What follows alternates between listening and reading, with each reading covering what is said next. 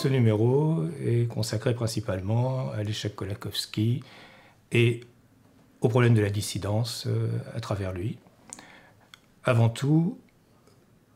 à travers des études de son premier grand livre sur la dissidence religieuse, Les chrétiens sans Église, dissidence religieuse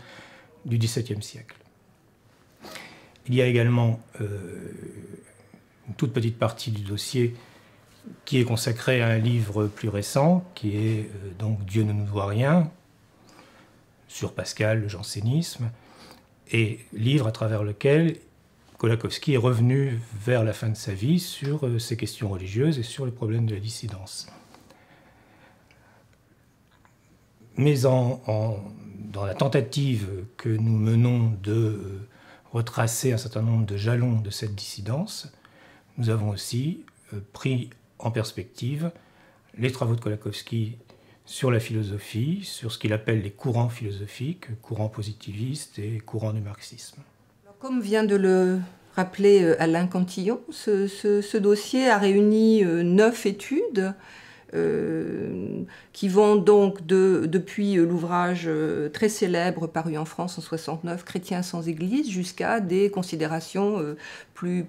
récentes, puisque l'un des articles traite de la question du genre, de la manière dont les femmes sont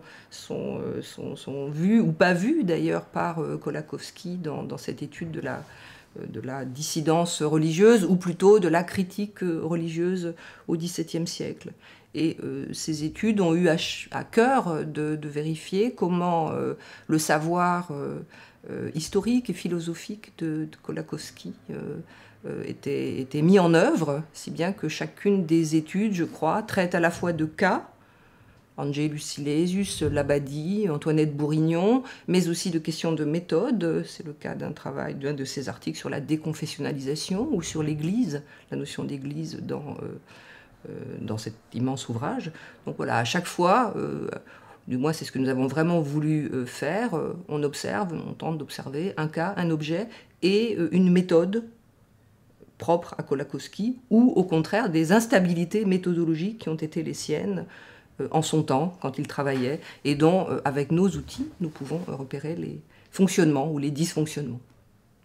Voilà, c'est la raison aussi pour laquelle nous avons demandé, c'est un article qui ouvre ce numéro, à Frédéric Matonti, qui est spécialiste des écrivains communistes et de la culture, disons, communiste française. Nous lui avons demandé de revenir sur la Pologne de Kolakowski, dans un entretien qu'elle a mené, dont elle a donné les résultats, avec Christophe Pomian, bien connu, ancien élève de Kolakowski et en même temps ami de Kolakowski.